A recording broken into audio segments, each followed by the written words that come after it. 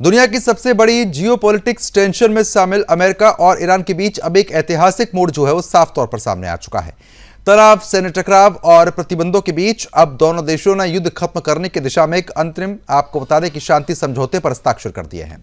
और बात करें तो यह समझौता किसी आम जगह पर नहीं बल्कि फ्रांस के ऐतिहासिक पैलेस में हुआ, जहां बुधवार रात एक हाई लेवल डिप्लोमेटिक इवेंट के दौरान इस डील को अंतिम रूप दिया गया। इस समझौते पर अमेरिका के राष्ट्रपति ट्रंप ने हस्ताक्षर कर दिए हैं, जबकि उनके साथ मौजूद रहे फ्रांस के राष्ट्रपति मैक्रो। दूसरी तरफ ईरान के राष्ट्रपति मौजूदा पेजिशकियान ने आपको बता दें कि लगातार यहां पर जो मंजूरी है वो साफ तौर पर दे दी गई है। कुल मिला के अब सबसे पहले इस पूरे घटनाक्रम को हम बहुत आसान भाषा में आपको समझाने जा रहे हैं। दरअसल अमेरिका और ईरान के बीच लंबे समय से जो तनाव चला आ रहा है, खासकर सैन्य कार्रवाई, क्षेत्रीय प्रभाव और परमाणु कार्यक्रम को लेकर, उसे फिलहाल रोकने की कोशिश की गई।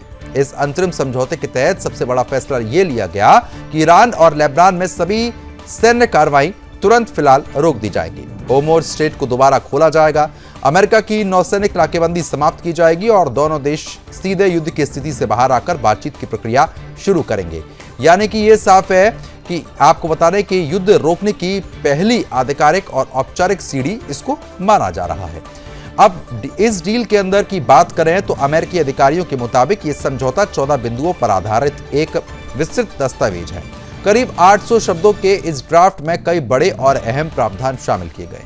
होर्मुज़ को केवल 60 दिनों के लिए फ्री मूवमेंट के लिए खोला जाएगा। ईरान ये आश्वासन दे रहा है कि वह परमाणु हथियार नहीं बनाएगा और ईरान के पुनर्निर्माण के लिए करीब 300 अरब डॉलर यानी कि लगभग 28 लाख करोड़ रुपए के फंड की योजना पर सहमति बन गई है। हालांकि यह भी ध्यान रखना जरूरी है कि यह जानकारी एक अमेरिकी अधिकारी ने नाम ना बताने की शर्त पर साझा की, यानी कि आधिकारिक पुष्टि का इंतजार अभी भी बना हुआ है। और बात करें तो इस समझौते का एक ऐतिहासिक पहलू भी है, जिसे जगह आपको बता दें कि यह डील साइन की गई थी वह एक पैलेस है। यह वही जगह है जहां आज से कुछ साल पहले 1919 में संधि पर हस्ताक्षर हुए थे, जिसने प्रथम विश्व युद्ध को खत्म किया था। लेकिन इतिहास ये बताता है कि उसी संधि की कठोर शर्तों ने आगे चलकर यूरोप में असंतोष पैदा किया और इसे द्वितीय विश्व युद्ध की पृष्ठभूमि से भी जोड़ा जाता है। अब उसी ऐतिहासिक स्थान पर अमेरिका और ईरान के बीच शांति समझौते का होना अपने आप में एक बहुत ही बड़ा प्रतीकात्मक संदेश माना जा रहा है। अब बड़ा सवाल तो यह है कि क्या यह सच में स्थायी शांति की शुरुआत है। देखिए, यह समझौता अंतरिम है, यानी कि अभी इसे अंतिम शांति संधि नहीं कहा जा सकता, लेकिन इसके बावजूद इसके कुछ बड़े संकेत जरूर मिलते हैं। पहली बार दोनों देशों ने सीधे डिजिटल हस्ताक्षर के जरिए समझौते यहां पर कर दिए हैं। सैन्य टकराव को तत्काल रोकना रोडमैप तैयार हुआ है और अंतर्राष्ट्रीय मध्यस्थ देशों की भूमिका खुलकर सामने आ गई। लेकिन दूसरी तरफ यह भी सच है कि अमेरिका और ईरान के बीच अविश्वास की दीवार बहुत गहरी है और यही वजह है कि इस डील के लागू होने के बाद भी इसके स्थायित्व पर सवाल बने हुए हैं। अब आगे की बात करें तो समझौते के बाद सबसे अहम कदम आने वाला है। अमेरिका और ईरान के बीच पहली औपचारिक वार्ता शुक्रवार को आपको बता दें कि बर्जनस्टॉक रिसोर्ट पे होगी। इस बैठक में पाकिस्तान और कतर जैसे मध्यस्थ देशों के प्रतिनिधि शामिल हो सकते हैं और अन्य संबंधित देशों के अधिकारी भी इसमें भाग ले सकते हैं। हालांकि बैठक का पूरा एजेंडा अभी सार्वजनिक तो नहीं किया गया, यानी कि यह साफ है कि असली डिप्लोमेटिक टेस्ट अब शुरू होने जा रहा है। अगर इस पूरे समझौते को वैश्विक नजरिए से देखें तो इसका कई बड़े असर हो सकते हैं। होर्मुज़ स्ट्रेट खुलने से वैश्विक तेल सप्लाई पर बड़ा असर पड़ेगा, मध्य पूर्व में सैन्य तनाव में कमी आ सकती है और अमेरिका की रणनीतिक विदेशी नीति में बदलाव का संकेत मिल सकता है। लेकिन साथ ही ये भी देखा जाएगा कि क्या ये समझौता जमीनी स्तर पर लागू हो पाता है या फिर नहीं। कुल मिलाकर आपको बता दें कि पहले से आया ये शांति समझौता दुनिया को नई उम्मीद जरूर देता है, लेकिन इसके साथ कई सवाल भी साफ तौर पर खड़ा करता है। क्या सच में युद्ध का अंत है या सिर्फ अस्थायी टकराव? इसका जवाब आने वाले दिनों में स्विट्जरलैंड की बैठकों में और जमीनी घटनाक्रम को देखते हुए साफ होगा। अब आपको ग्राफिक्स के माध्यम से समझाते हैं कि अमेरिका ईरान के बीच किन 14 पॉइंट्स पर सहमति बनी है। आपको बता दें कि पॉइंट जो पहला है वो होर्मुज़ स्ट्रेट फिर से खोला जाएगा। पॉइंट नंबर 2, अमेरिका समुद्री नाकेबंदी को हटाएगा। पॉइंट नंबर 3, ईरान परमाणु हथियार नहीं बनाएगा। उसके बाद पॉइंट नंबर 4 की अगर हम बात करते हैं तो ईरान को 28 लाख करोड़ का हर्जाना। पॉइंट नंबर 5 की बात करते हैं तो ईरानी तेल के निर्यात पर छूट देने की जो बात है वो भी फिलहाल यहां पर कह दी गई है। पॉइंट नंबर 6, ईरान पर लगे आर्थिक प्रतिबंध हटेंगे, यानी कि पूरे प्रतिबंध जो है आर्थिक तौर पर उसको हटा दिया जाएगा। पॉइंट नंबर 7, ईरान की फ्रीज संपत्तियां रिलीज कर दी जाएंगी। पॉइंट नंबर 8, एक दूसरे के आंतरिक मामलों में दखल नहीं देंगे, ये भी समझौते के तहत फैसला किया गया। पॉइंट नंबर 9, सभी मोर्चों पर संघर्ष खत्म होगा। पॉइंट नंबर 10, दोनों पक्ष मौजूदा स्थिति में बदलाव नहीं करेंगे। पॉइंट नंबर 11, दोनों देश मिलकर निगरानी व्यवस्था बनाएंगे। पॉइंट नंबर 12, तुरंत सभी मुद्दों पर बातचीत शुरू नहीं होगी। पॉइंट नंबर 13, 60 दिनों में अंतिम समझौते का टारगेट जो है वो साफ तौर पर रखा गया है। और पॉइंट नंबर 14, अंतिम समझौते को यूएनएससी मंजूरी देगी। तो ये सभी पॉइंट्स थे जिनके आधार पर आपको बता रहे कि इस समझौते को किया गया। देखना यह होगा कि इसका असर आने वाले समय पर क्या कुछ पड़ता है।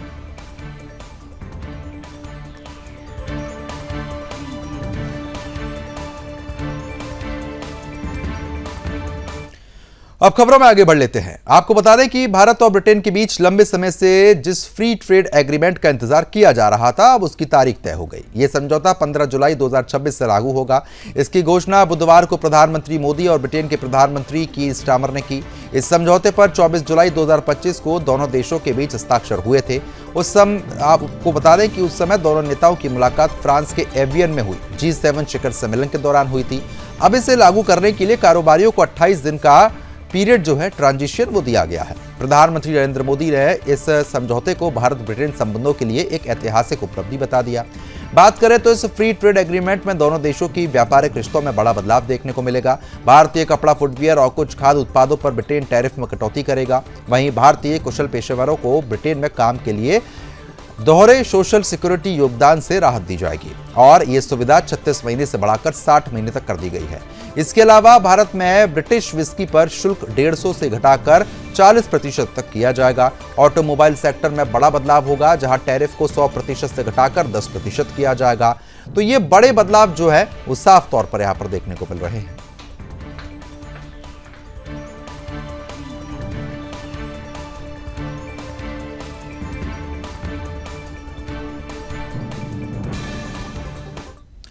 यूरोप की सुरक्षा राजनीति में एक बड़ा और बेहद संवेदनशील बदलाव साफ तौर पर देखने को मिला।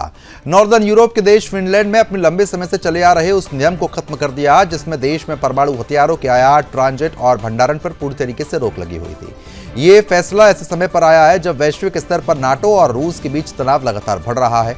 यूरोप एक बार फिर सुरक्षा चुनौतियों को केंद्र में रखकर आगे बढ़ रहा है। फिनलैंड की संसद में इस संशोधन पर मतदान हुआ, जहां न्यूक्लियर एनर्जी एक्ट और क्रिमिनल कोड में बदलाव को 125 वोटों में से समर्थन मिला, जबकि 61 सांसदों ने इसका विरोध कर दिया।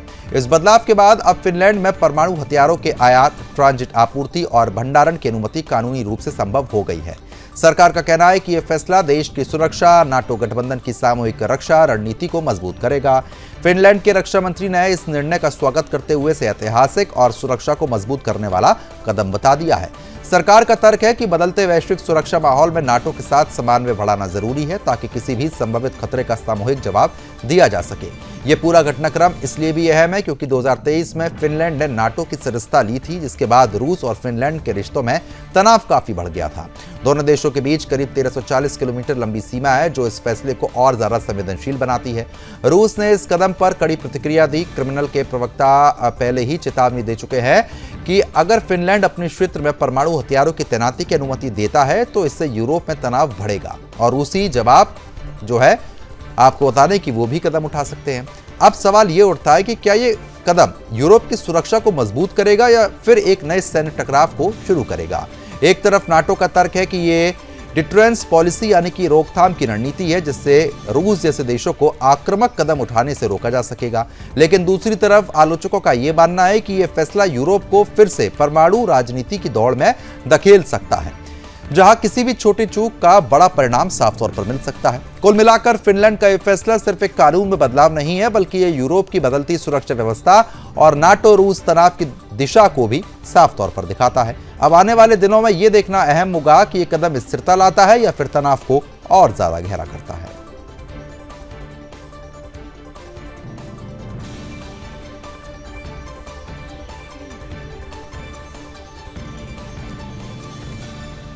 अमेरिका के न्यूयॉर्क से एक बेहद दर्दनाक और झंझोड़ देने वाली खबर सामने आई। दुनिया के सबसे मशहूर टूरिस्ट स्पॉट्स में से एक सेंट्रल पार्क में घोड़ागाड़ी दुर्घटना में एक 18 वर्षीय भारतीय पर्यटक की जान चली गई। यह हादसा बुधवार दोपहर करीब 3 बजे हुआ, जिसने न सिर्फ एक युवा जिंदगी छीन ली बल्कि शहर की पुरानी घोड़ागाड़ी व्यवस्था पर भी सवाल खड़े किए। मृतक युवक की पहचान रोमांच महाजन के रूप में हुई है, जो अमेरिका घूमने गए थे। जानकारी के मुताबिक रोमांच महाजन 3 अन्य यात्रियों के साथ सेंट्रल पार्क में घोड़ागाड़ी की सवारी कर रहे थे। इसी दौरान अचानक घोड़ा बेकाबू हो गया और तेज रफ्तार में दौड़ने लगा। लोगों के अनुसार गाड़ी का चालक कुछ समय के लिए यात्रियों की तस्वीर लेने के लिए गाड़ी से दूर चला गया था। इसी दौरान यह हादसा हो गया। बता दें कि तेज रफ्तार में दौड़ते घोड़े के कारण गाड़ी अनियंत्रित होकर पलट गई। इस दौरान 2 यात्रियों ने चलती गाड़ी से कूदकर अपनी जान बचा ली, लेकिन रोमांच महाजन गाड़ी से गिर गए। उनके सिर में गंभीर चोट लगी। उन्हें तुरंत अस्पताल भी लेकर गए। हालांकि डॉक्टरों ने पूरी कोशिश की, लेकिन उसके बावजूद उनको बचाया नहीं जा सका।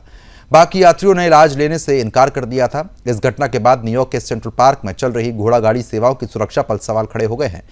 बता दें कि TWU यानी कि ट्रांसपोर्ट वर्कर्स यूनियन ने बताया कि यह पूरी घटना चालक की लापरवाही के कारण हो सकती है, क्योंकि वह गाड़ी छोड़कर कुछ देर के लिए दूर चला गया।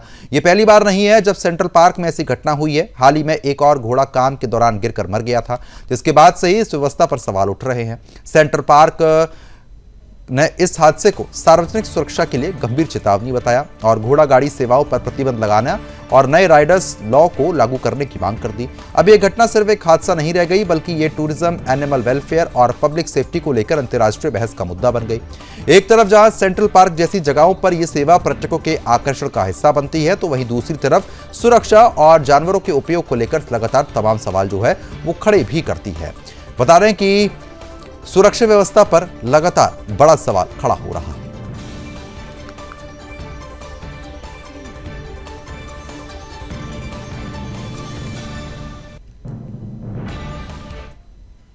अमेरिका के टेक्सास में एक बड़ा विमान हादसा हुआ है, जहां पर एक प्राइवेट जेट इमरजेंसी लैंडिंग के दौरान हाईवे पर ही क्रैश हो गया। इस दर्दनाक हादसे में एक व्यक्ति की जान चली गई, जबकि 5 लोग घायल हुए। जानकारी के मुताबिक यह विमान मैक्सिको के लॉस काबोस से अमेरिका के टेक्सास की ओर उड़ान भर रहा था। उड़ान के दौरान अचानक तकनीकी खराबी या आपात स्थिति पैदा होने पर पायलट ने इमरजेंसी लैंडिंग का फैसला किया।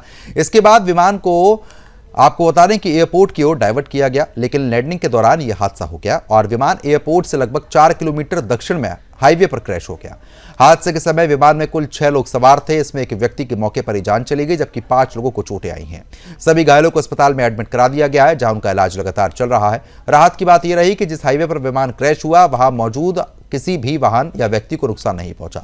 अगर यह हादसा थोड़ी और गलत जगह पर होता तो बड़ा नुकसान हो सकता था। स्थानीय प्रशासन और एविएशन अथॉरिटी ने मामले की जांच शुरू कर दी है। फिलहाल यह स्पष्ट नहीं हो पाया है कि विमान में तकनीकी खराबी आई थी या फिर कोई अन्य कारण था, जिसकी वजह से पायलट को इमरजेंसी लैंडिंग करनी पड़ी। अधिकारियों का कहना है कि हादसे के सभी पहलुओं की जांच की जा रही है और जल्द ही रिपोर्ट सामने आएगी।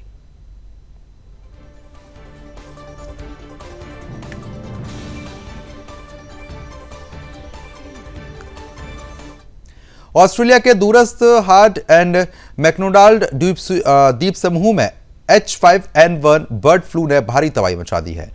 नए वैज्ञानिक अध्ययन में यह सामने आया कि संक्रमण के कारण हजारों समुद्री जीवों की मौत हो चुकी है। रिपोर्ट के अनुसार दक्षिणी एलिफेंट सील की आबादी पर सबसे बड़ा असर पड़ा। बता दें कि हार्ड द्वीप पर मौजूद करीब 17,364 बेबी सील्स में से 13,359 की मौत हो गई।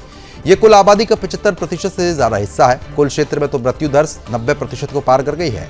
वैज्ञानिकों का कहना है कि असल संख्या इससे भी ज्यादा हो सकती है, क्योंकि सर्वे के दौरान भी कई बच्चे सील लगातार मर रहे थे। इस अध्ययन के दौरान शोधकर्ताओं ने ड्रोन और जमीनी सर्वे के जरिए डेटा इकट्ठा किया।